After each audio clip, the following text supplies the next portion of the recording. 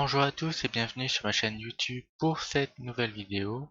Une vidéo faite un peu à l'improviste, mais après la lecture de cet article de La Montagne intitulé Les antivax du Puy-de-Dôme avancent masqués et publié aujourd'hui le 4 janvier 2022, j'ai voulu faire un droit de réponse. J'ai voulu reprendre cet article, y répondre, l'analyser avec vous et voir à quel point j'ai pas de mots, vous le verrez au fur et à mesure de la vidéo. Alors, premier point. Après 20 mois d'épidémie, 15% des Français restent opposés au vaccin contre le Covid-19. La proportion d'Auvergnat est vraisemblablement la même. Nous en avons rencontré. Alors j'aimerais savoir déjà, parce que dans cet article, il n'y a aucune source, il y a des choses qui sont dites comme ça, mais l'auteur ne source jamais rien. J'aimerais savoir d'où il tire ce 15% des Français restent opposés. Pourquoi je dis ça? Parce que 15%, si on va sur Covid Tracker et qu'on regarde pour les plus de 18 ans, on voit que globalement on est quand même au-dessus des 90% de vaccination. D'ailleurs, c'est les chiffres qu'on entend assez régulièrement. Il y a 10% des Français qui ne sont pas vaccinés, hein. On va pas prendre en compte les enfants, hein. On va rester sur les personnes majeures qui peuvent être anti-vax, comme il le dit, ou non.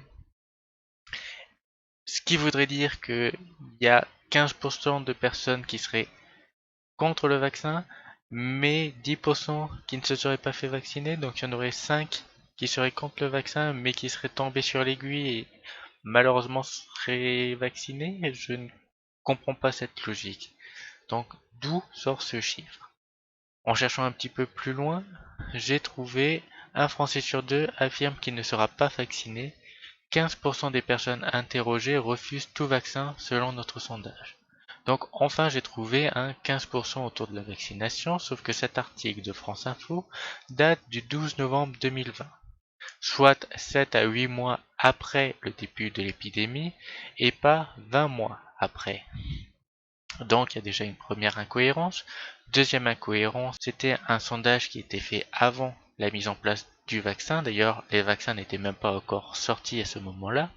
Ce qui fait que forcément, personne n'était vraiment très favorable à se faire vacciner, alors qu'aujourd'hui, majoritairement, les Français se sont fait vacciner. Et le 15% de personnes interrogées refusaient tout vaccin, ils refusaient pas le vaccin du Covid. Donc là encore une fois, c'est faux, ce qui est dit de ce premier paragraphe un petit peu d'en-tête est faux. Poursuivons. Environ un Auvergnat sur 6 ou 7 serait anti-vax. Mais ces chiffres sont très aléatoires, car paradoxalement, les anti-vax avancent, masqués. Pas de nom, pas de photo s'il vous plaît. Alors là, des paradoxes, j'en vois plusieurs de ce paragraphe, hein. Alors le paradoxe c'est un anti-vax et pas un anti-pass sanitaire, alors que s'il était avec nous pendant les manifestations, il nous entendrait scander le pass sanitaire, on n'en veut pas, hein, et pas le vaccin, on n'en veut pas, hein. C'est bien l'obligation que l'on refuse, c'est bien le chantage, c'est le fait de devoir montrer une pièce d'identité, un statut vaccinal, un statut de santé pour pouvoir aller consommer un bar, un restaurant, du théâtre, de la culture que nous ne voulons pas majoritairement. Après, il y a effectivement des personnes qui ont peur aussi du vaccin, on en reviendra par la suite, mais il n'y a pas que des anti-vax. Anti-vax, c'est vraiment le mot qui est utilisé par les médias, hein, c'est la propagande officielle pour discréditer automatiquement l'opposition. Maintenant, deuxième truc, je pense qu'il s'est bien amusé à trouver le nom, les anti-vax du Puy-de-Dôme avancent masqués. Sauf que si on regarde la photo qui nous est donnée, hein, on peut jouer à trouver Charlie, ou plus exactement dans ce cas-là, trouver les masques. Je peux vous dire, personnellement, j'en ai compté 5. À vous de les trouver, hein. Peut-être vous en trouverez plus, ne sait-on jamais, mais la majorité des personnes ici ne sont pas masquées. On peut remarquer aussi sur cette photo, hein, très intéressante, qu'elle a dû être faite soit en juillet, soit en août, au moment où les manifestants étaient bien plus nombreuses qu'aujourd'hui, hein. Aujourd'hui, on est aux alentours de 200-250, alors qu'à l'époque, on a pu monter à plus de 6000. Là, on voit bien déjà du fait qu'on porte des t-shirts, du fait de la quantité de personnes, de la masse que cela crée, qu'il y a beaucoup plus de monde. Donc, encore une fois, il nous parle de 20 mois après, sauf qu'il nous donne une photo qui se passait après l'allocution du président du 12 juillet dernier. Donc, encore une fois, c'est paradoxal. Toujours un autre paradoxe, il nous parle d'antivax, sauf que l'accroissement du nombre de manifestants s'est fait après l'annonce d'Emmanuel Macron, toujours du 12 juillet, mettant en place le pass sanitaire. Avant ça, nous étions extrêmement minoritaires. À Clermont-Ferrand, on était tout au plus une dizaine, une quinzaine à manifester contre le pass sanitaire que nous prévoyions déjà bien à l'avance, mais on voit bien que ce ne sont pas des personnes qui sont venues contre le vaccin, ce sont des personnes qui sont venues contre la restriction de liberté induite par le pass sanitaire. D'ailleurs, j'aimerais bien qu'ils reviennent maintenant qu'il va y avoir un pass vaccinal, ça pourrait être intéressant. Je ferme la parenthèse et poursuivons encore. Autre chose, toujours anti-vax, mais si on lit les deux pancartes qui sont lisibles ici, on a un premier, abat la dictature sanitaire, et un deuxième, en jouant sur la peur, il te contrôle, en cachant la vérité, il te manipule, réveille-toi et libère-toi. Donc nous avons deux pancartes lisibles sur cette affiche d'anti-vax, deux pancartes qui ne sont absolument pas anti-vax, puisqu'ils ne parlent même pas de la vaccination, ils parlent de la dictature sanitaire qui est en train d'être mise en place avec le pass sanitaire, avec la peur constante qui est mise en place dans les médias, hein, cet article compris. Donc nous voyons bien que finalement le support ne correspond absolument pas à ce qu'est en train de parler l'auteur. Des anti-vax dont de nombreux arguments sont aujourd'hui battus en brèche et dont le nombre se réduit aux derniers irréductibles. Ils se rassemblent désormais derrière des notions assez vagues de liberté et de défiance envers la politique et les laboratoires. Alors bon, toujours anti-vax, hein, passons, de nombreux arguments sont aujourd'hui battus en brèche. Alors là, hein, je voudrais bien un débat avec vous pour voir, d'ailleurs c'est ce que je vais faire parce que par la suite vous citez quelques arguments d'anti-vax. Et je vais vous prouver que vous n'avez pas totalement raison sur ce que vous êtes en train de dire. Vous dites pas mal de bêtises, hein, pour ne pas dire un autre mot. Donc poursuivons.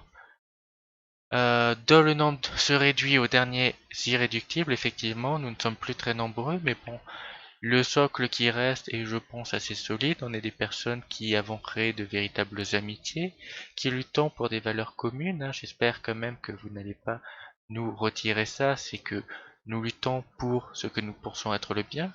Peut-être avons-nous tort, peut-être avez-vous tort, mais à un moment, si on ne se bat pas pour ce que l'on croit, nous ne sommes plus humains. Et il faut respecter le combat de chacun. Et donc des notions assez vagues de liberté, de défiance envers la politique et la laboratoire. Alors politique et médias, ça c'est sûr que la méfiance est totale, hein. Vu le torrent de mensonges que l'on a jour après jour, cet article en témoigne bien encore une fois. Les laboratoires, effectivement, faut pas oublier qu'un laboratoire a pour but de faire des bénéfices, hein. Pfizer a quand même eu une amende aux États-Unis, une seule amende de 2,3 milliards de dollars, hein, ce qui n'est pas rien. Et ça, c'est pour une amende. Il en a eu énormément plus. Je sais plus exactement. J'en ferai une vidéo un jour. Mais voilà, il faut bien comprendre qu'un laboratoire, son objectif, c'est de faire de l'argent. C'est pas de soigner les gens. Et des notions assez vagues de liberté, effectivement, quand on voit la quantité de personnes pour qui la liberté de consommer est plus importante que la liberté de vivre, la liberté de se regarder dans une glace, la liberté de faire ce que l'on veut avec son corps, effectivement, là on peut se poser. D'ailleurs, hein, on est libre de ne pas se faire vacciner, hein. Faut bien encore se rappeler ça. S'il y avait une obligation vaccinale, cela changerait tout déjà. Le gouvernement prendrait ses responsabilités en obligeant, il en assumerait les conséquences. Aujourd'hui, il y a une liberté de ne pas se faire vacciner, donc il devrait y avoir aucune discrimination et même pire, il devrait y avoir des sanctions envers les personnes qui discriminent la catégorie de personnes qui refusent de se faire vacciner. Hein, c'est un peu comme si une personne a le droit d'être gay, d'accord, sauf que t'as le droit, mais c'est pas bien, on va te discriminer, on va avoir des propos homophobes jusqu'au moment où tu planches et où tu retournes sur le droit chemin. Hein. Dès qu'on va parler d'homosexualité ou d'autres discriminations, cela va passer beaucoup plus mal. Et ben pour la non-vaccination, c'est pareil, c'est un droit, nous avons le droit, nous n'avons aucune obligation. Là, le chantage au politiquement correct, non merci. Difficile donc de trouver un profil clair et assumé. Nous avons même rencontré des anti-vax, vaccinés, comme Alors, n'hésitez pas, hein, si vous voulez trouver un profil clair et assumé, je pense que je réponds plutôt bien. Ça serait avec joie que je ferai un débat avec vous et avec un ordinateur. Hein. Oui, l'ordinateur, c'est pas parce que je crois que les intelligences artificielles sont plus intelligentes que nous, mais je pense qu'un ordinateur pour aller récupérer les informations correctes et venir débattre correctement, posément, mais avec les vraies données, avec une vraie analyse, ça serait très très intéressant. Au lieu de sortir des chiffres comme ça sur le je crois que donc c'est la vérité. Et il faudra aussi accepter un autre dilemme assez compliqué pour toutes les personnes pro-vaccin dans les médias, les politiques, etc. C'est le dilemme philosophique et le dilemme éthique. Est-ce que l'éthique de faire vacciner un enfant de 6 ans est le même que de faire vacciner une personne de 80 ans? Non, absolument pas. Est-ce que philosophiquement parlant, on peut accepter de sacrifier la liberté fondamentale, la liberté d'être humain pour la liberté de consommer? Là aussi, c'est un choix philosophique. Quelle philosophie en prédomine? Effectivement, j'ai parlé avec des personnes pro-vaccin de des manifestations à Lyon, il y en avait deux à une époque, et j'étais allé à leur contact, et c'était des personnes qui, je les respecte totalement, se battaient pour leurs convictions. Je les admire même pour ça, parce qu'ils sont dans le même combat que nous, on est dans un combat opposé, mais on est dans un combat pour ce que l'on pense, chacun dans son camp, être le bien. Et finalement, ces personnes-là, je les approuve, je les défends, et elles ont totalement raison de faire ce qu'elles veulent. C'est le principe d'un débat démocratique. Par contre, ce qui se passe dans l'hémicycle au Sénat, d'ailleurs ce soir, hein, on va voir si le pass vaccinal va finir par passer. Hier, il a été suspendu faute de vouloir travailler après minuit. Après, donc, nous avons deux témoignages. Le premier sur Laura, qui ne se considère pas comme anti-vax. Hein, donc voilà, pourquoi est-ce qu'on l'a catégorisée encore une fois directement là-dedans. Elle a juste peur des effets secondaires du vaccin.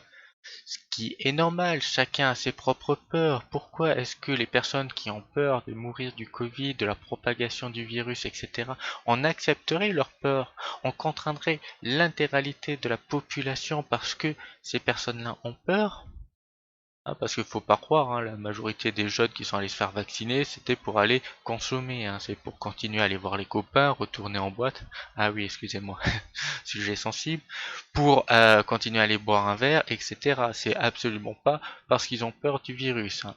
Donc à un moment, on le fait bien pour une minorité qui a peur.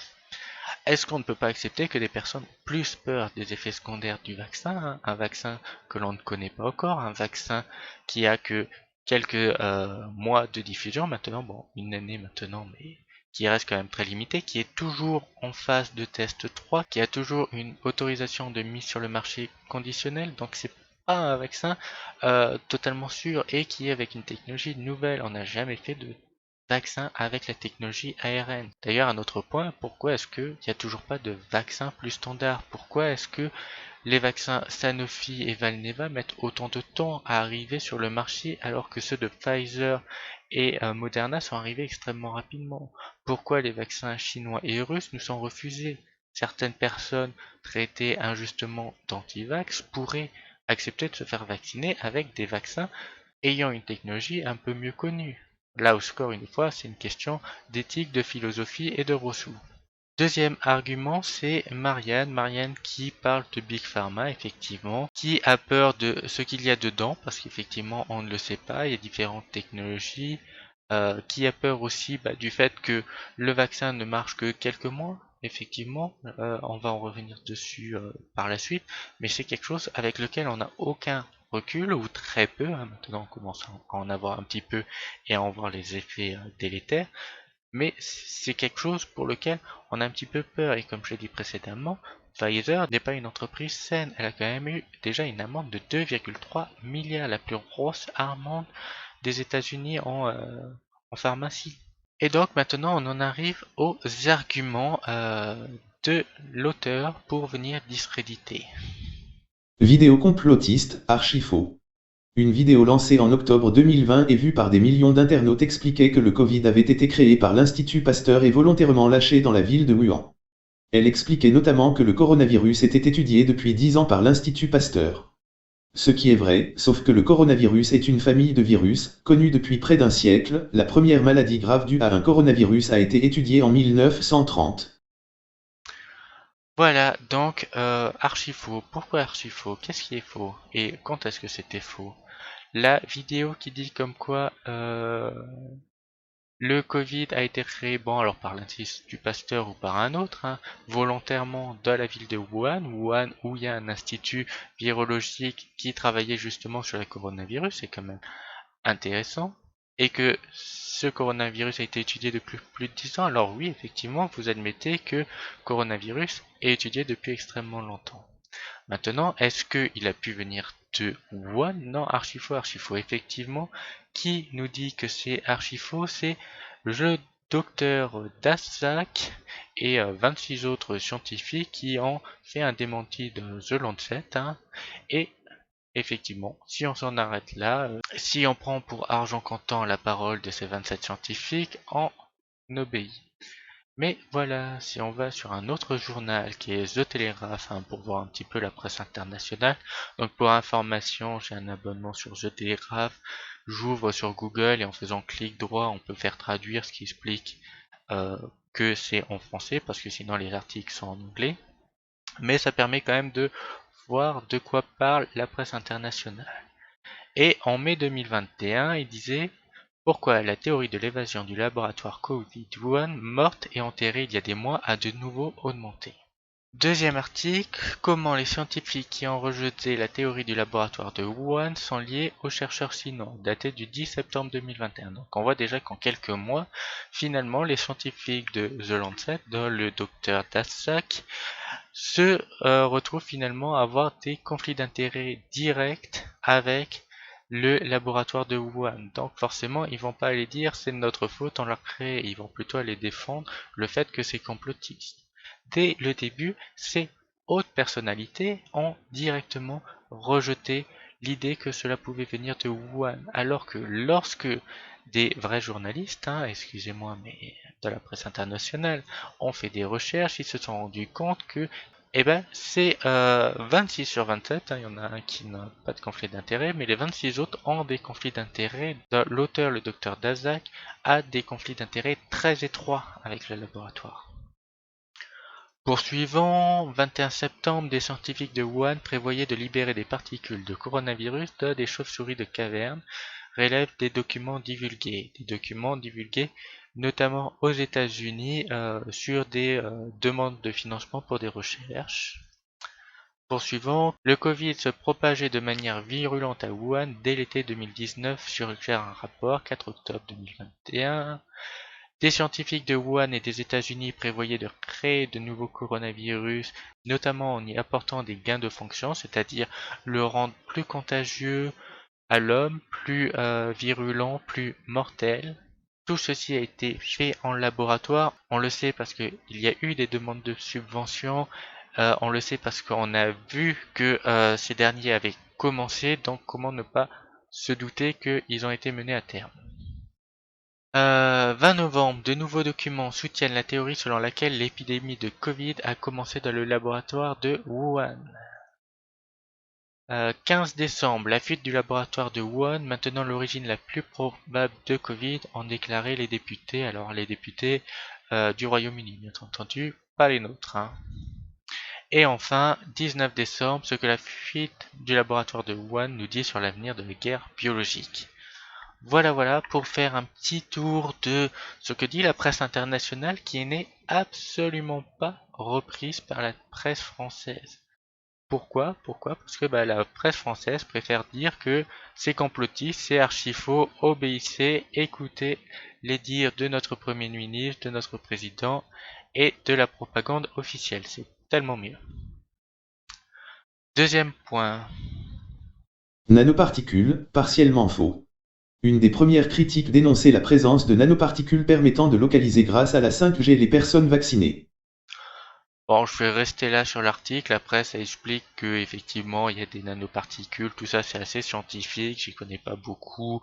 On sait pas effectivement qu'est-ce qu'il y a dans les vaccins, comme on ne sait pas qu'est-ce qu'il y a dans les autres médicaments. Ça veut pas dire que on va pas prendre des médicaments si on a confiance, mais bizarrement, sur ce vaccin-là, on n'a pas confiance. Pourquoi? Parce qu'il y a énormément deux choses qui font qu'on n'a pas envie d'avoir confiance, notamment le fait qu'on nous dit si vas-y dépêche-toi, plus moi on me pousse, moi j'ai envie d'y aller. Voilà, c'est le principe de rébellion, je suis un grand rebelle en moi. Désolé Dark Vador, moi qui adorais le côté obscur. Mais bon, après, pourquoi venir parler de la 5G, de ces théories les plus complotistes, des complotistes? Je me demande si l'auteur n'a pas voulu discréditer d'autant plus les autres éléments en venant rajouter quelque chose qui, par la majorité des personnes, va paraître encore plus absurde. Développement trop rapide, vrai, mais face à l'ampleur de l'épidémie, les vaccins anti-Covid ont effectivement été développés en 10 mois au lieu de 10 ans habituellement. Mais le Covid n'était pas totalement étranger au laboratoire, le SARS-CoV-1 appartient lui aussi à la famille des coronavirus que l'on étudie depuis longtemps. Voilà, donc là je suis totalement d'accord. Effectivement, on l'a développé plus rapidement 10 mois au lieu de 10 ans parce que, comme je l'ai dit précédemment, on est toujours en AMM conditionnel. D'ailleurs, tous les vaccins qui ont été rendus obligatoires avant le Covid, d'ailleurs qui n'est pas obligatoire, il y a peut-être une bonne raison, c'est des vaccins qui avaient fini par avoir l'AMM total. On peut se poser aussi la question, l'AMM, même total, final, n'est pas une garantie parce qu'en général, la pharmacovigilance nous démontre qu'un médicament est en moyenne arrêté 25 ans après la mise sur le marché officiel du fait d'effets indésirables, ce qui veut dire qu'il y a quand même 25 ans d'utilisation avant de véritablement se rendre compte des effets nocifs et de mettre en place un arrêt de ce médicament. Donc le vaccin c'est pareil. Le fait de l'avoir poussé, le fait d'empêcher les gens de choisir leur vaccin obligatoirement Pfizer ou Moderna, c'est forcément des choses qui vont rebuter. Plus dangereux que la maladie, faux. Chaque individu réagit différemment face à un vaccin. Comme tous les vaccins, celui contre le Covid provoque une réaction, maux de tête, fatigue, fièvre, qui n'est grave et durable que dans moins de 1 cas pour 100 000 injections. Un chiffre incomparable au risque que fait courir la maladie. Alors là, c'est vraiment le paragraphe, je sais pas quoi dire, je sais pas quoi dire. Plus dangereux que la maladie, faux. Faux pour qui? Faux pourquoi? Comment faux? Faux pour un jeune enfant de 6 ans qui a quasiment aucune chance de mourir ou d'avoir des effets indésirables dus au Covid. Pour cette personne-là, il a toujours plus de risques avec le Covid qu'avec le vaccin? Est-ce véritablement concret? Mais remarque, avec un vaccin dont on ne connaît pas les effets indésirables à long terme et dont on sous-évalue ou discrédite totalement, on refuse de voir les effets indésirables à court terme, on va y venir juste après, forcément, on peut se dire que le vaccin ne cause aucun effet indésirable et c'est obligatoirement le Covid qui est le grand méchant. On est en guerre contre lui, il ne faut pas l'oublier. Donc, non, non, non. Chaque personne, comme c'est dit, chaque individu réagit différemment face à un vaccin. Chaque individu réagit différemment face à un virus aussi. Les personnes fragiles doivent être protégées. Les personnes âgées sont fragiles. Les personnes à comorbidité sont fragiles. Les jeunes ne sont pas fragiles. Ils ont très peu de risques. Les enfants ont plus de risques avec d'autres maladies qu'avec le Covid. Pourquoi est-ce qu'on les vaccine de force avec le Covid et on refuse de les vacciner de force avec d'autres médicaments? Ou alors, les autres vaccins, ça sera une prochaine étape, c'est ça? Jusqu'au jour où on sera obligé d'être vacciné et de prendre tous les médicaments qu'on nous donne pour notre santé, de force, on n'a pas le choix.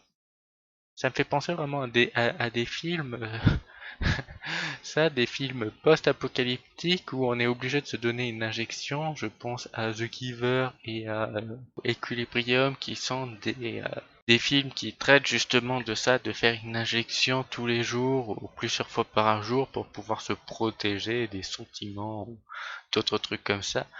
C'est des films, c'est de la fiction, mais j'ai vraiment l'impression qu'on va finir par y arriver avec une dose tous les 3 à 4 mois, ça veut dire 3 à 4 doses par an.